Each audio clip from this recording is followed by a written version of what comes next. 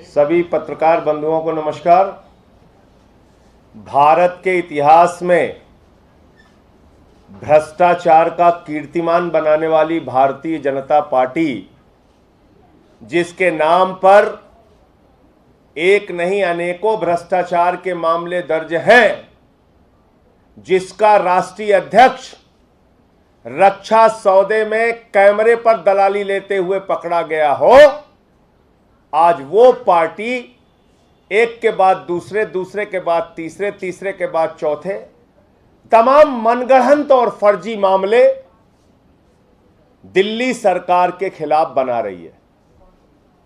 और अभी जो मौजूदा मामला निकलकर सामने आया है, एक्साइज पॉलिसी में सीबीआई से जांच कराने का, मैं साफ तौर पे कहना चाहता हूं, अरविंद केजरीवाल के मॉडल से, शिक्षा के मॉडल से, बिजली के मॉडल से, पानी के मॉडल से, स्वास्थ्य के मॉडल से, दिल्ली के मॉडल से, बुजुर्गों की तीर्थ यात्रा के मॉडल से, माताओं बहनों को बस की फ्री यात्रा के मॉडल से डर के और भयभीत होकर एक के बाद दूसरा मामला केजरीवाल सरकार के खिलाफ नरेंद्र मोदी जी लगा रहे हैं।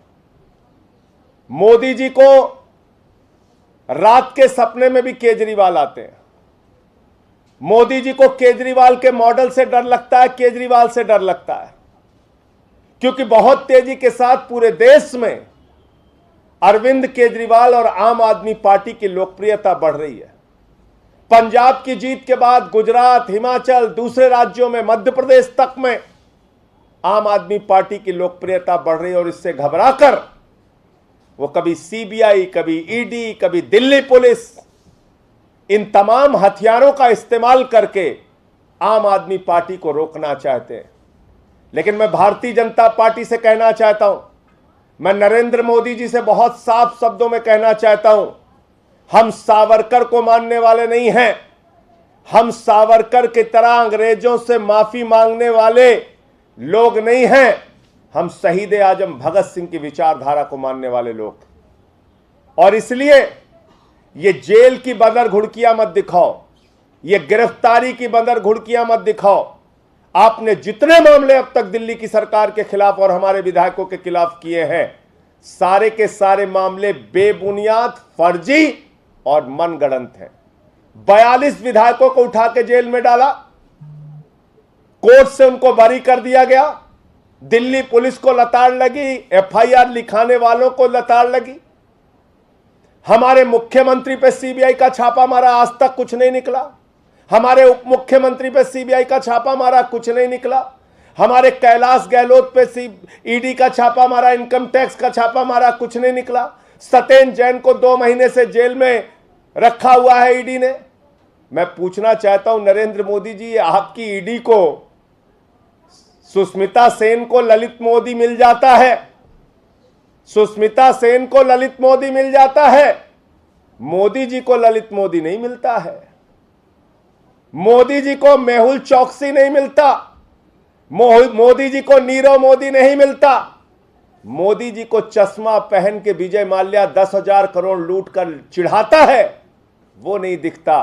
6,000 करोड़ लूट के नितिन संदेशरा हिंदुस्तान छोड़ के भाग गया, वो नहीं दिखता। मैं पूछना चाहता हूं नरेंद्र मोदी जी, डीएचएफएल ने 34,000 करोड़ रुपए का घोटाला किया, देश की जनता का पैसा लूटा और 27 करोड़ रुपए आपकी पार्टी को चंदा दे दिया। ना उसको ईडी पकड़ रही है, ना सीबीआई पकड़ रही है, कोई कार्रवाई नहीं कर रही है। 11 लाख करोड़ रुपए आपने अपने चंद पूंजीपति मित्रों का माफ कर दिया, उस पर ना ईडी कार्रवाई करती है, ना सीबीआई कार्रवाई करती है।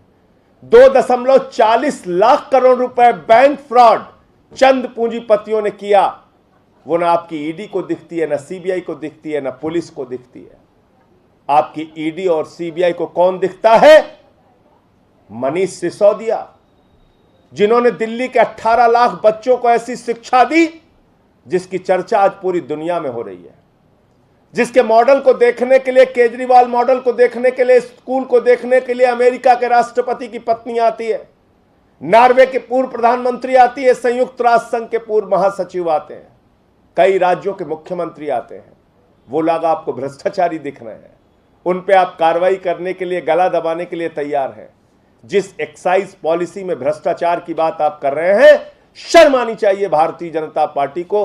1300 करोड़ रुपए का मुनाफा 4 महीने में उस एक्साइज पॉलिसी से दिल्ली सरकार को हुआ है।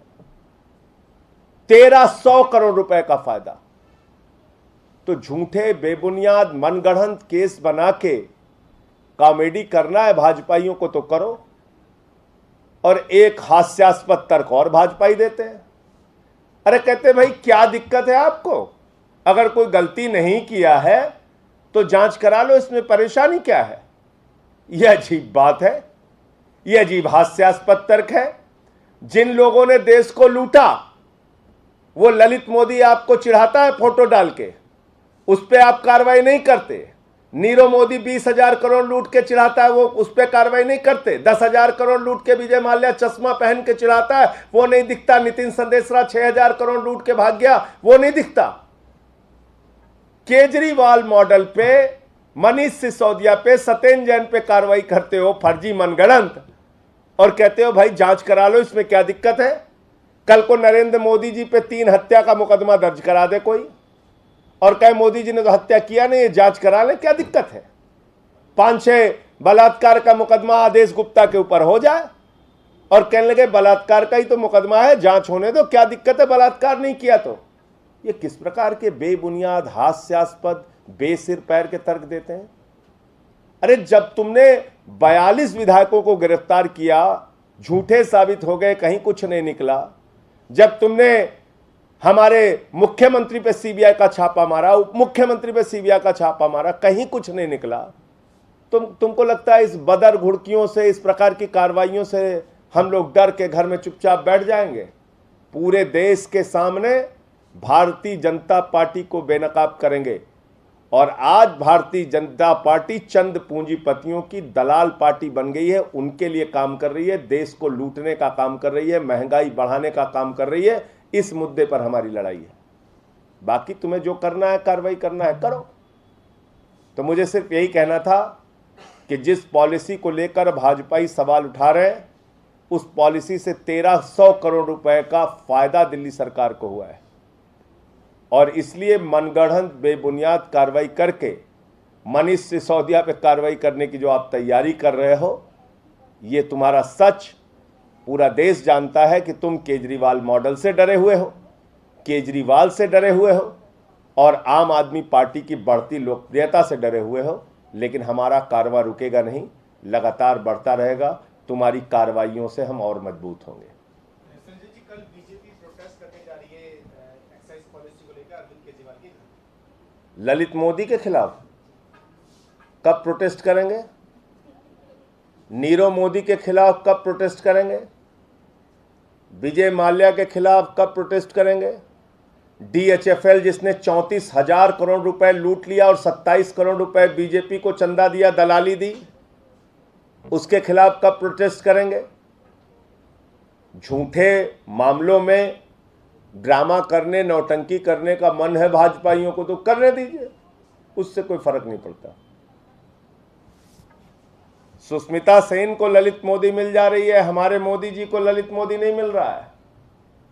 ये गजब सरकार चला रहे हैं मोदी जी।